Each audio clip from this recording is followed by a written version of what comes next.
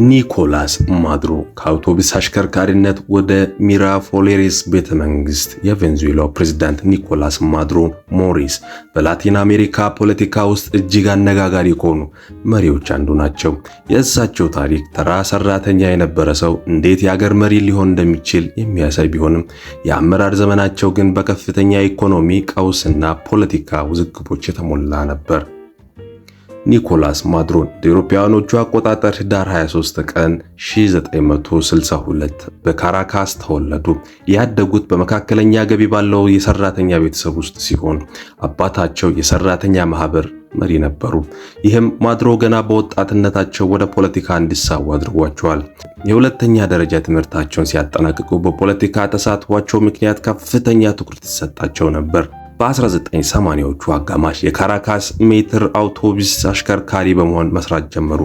እዚያም የሰራተኞች ማህበርን በመስረትና በመምራት ታዋቂነትን አግኝተዋል። የማዱሮ ህይወት የተቀየረው በ1990ዎቹ መጀመሪያ ላይ ነበር።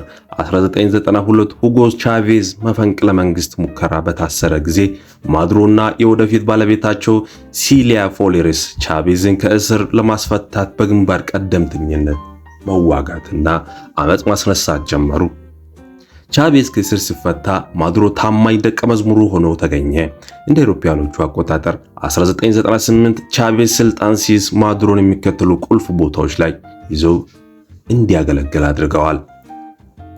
የፓርላማ አባልነትና አፈ ጉባኤ፣ የህግ አውጪው አካል መሪ ነበሩ። ከውጭ ጉዳይ ሚኒስተር ከ2006 እስከ 2013 እንደ አውሮፓውያኖቹ አቆጣጠር ለ7 ዓመታት የቬንዙዌላ የውጭ ጉዳይ ግንኙነት በመምራትና የቻቬዝን የ21ኛው ክፍለ ዘመን ሶሻሊዝም ለዓለም በማስተዋወቅ ቀደምት ሚና ነበራቸው። ምክትል ፕሬዝዳንት ቻቬዝ በካንሰር ህመም ሲዳከም ማዱሮ ተተኪያቸው ሆኖ አገልግሏል። ሁጎ ቻቬዝ ሲያርፉ ማዱሮ በጊዜያዊ ፕሬዝዳንትነት ማገልገል ጀመሩ። ኤፕሪል 2013 በተካሄደው ምርጫ ተቃዋሚዎቻቸውን በጠባብ ውጤት በማሸነፍ በይፋ ፕሬዝዳንት ሆኑ። ሆኖም ግን ይህ ምርጫ ተቃውሞና ጥርጣሬ በታጀበ ሁኔታ ዓለምን ሲያስደምም ነበር። የማዱሮ የስልጣን ዘመን በቬንዙዌላ ታሪክ እጅግ ፈታኝና በጣም አወዛጋቢ የነበረ ጊዜ ነበር። ሀገሪቱ ከዓለም ቀዳሚ የነዳጅ ክምችት ቢኖራትም ማዱሮ ስልጣን ከያዘ በኋላ የሚከተሉ ችግሮች ተራ በተራ መከሰት ጀመሩ። ሃይፐር ኢንፍሌሽን፣ የሀገሪቱ ገንዘብ ዋጋ በማጣቱ ዜጎች መሰረታዊ ምግብና መድኃኒት መግዛት አቃታቸው።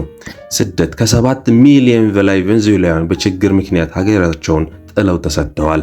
የአሜሪካና የአውሮፓ ሀገራት በማዱሮ መንግስት ላይ በሰብአዊ መብት ጥሰትና በዲሞክራሲያዊ እጥረት ምክንያት ቀን በቀን የሚወቅሷት የላቲን አሜሪካ ሀገር ሆነች። ማዱሮ ስልጣናቸውን ለማቆየት ጠንካራ እርምጃዎችን ወስደዋል። እንደ አውሮፓውያኖቹ አቆጣጠር 2019 ፓርላማ አፈ ጉባኤ የነበሩትን ሁዋን ጓይዶን ራሳቸው ጊዜያዊ ፕሬዝዳንት አድርገው ቢሰይሙ ማዱሮ በወታደራዊ ኃይል ግን ስልጣናቸውን መልሰው መቆጣጠርና ስልጣናቸውን ማሳየት ጀመሩ። በቅርቡ 2024 በተካሄደው ምርጫ ማዱሮ አሸናፊ መባላቸውን ተከትሎ ተቃዋሚዎችና በርካታ የዓለም ሀገራት ውጤቱን አንቀበልም በማለታቸው ሀገሪቱ አሁንም በከፍተኛ ውጥረት ነበረች። ነገር ግን ከትላንት ወዲያ በተካሄደው የአሜሪካ ኦፕሬሽን ይህ ችግር የተቀረፈ ይመስላል። ለቬንዙዌላውያንም የእረፍት ቀን የመጣ ይመስላል። ኒኮላስ ማዱሮ ከቀላል የአውቶቡስ አሽከርካሪነት ተነስተው የዓለምን ፖለቲካ ያናወጡ መሪ ናቸው።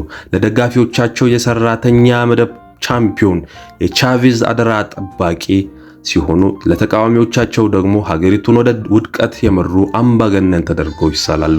የእሳቸው ታሪክ የላቲን አሜሪካ የግራ ዘመን ፖለቲካና የጂኦግራፊ ሽኩቻ ሕያው ማሳያ እንደሆነ ይቆጠራል።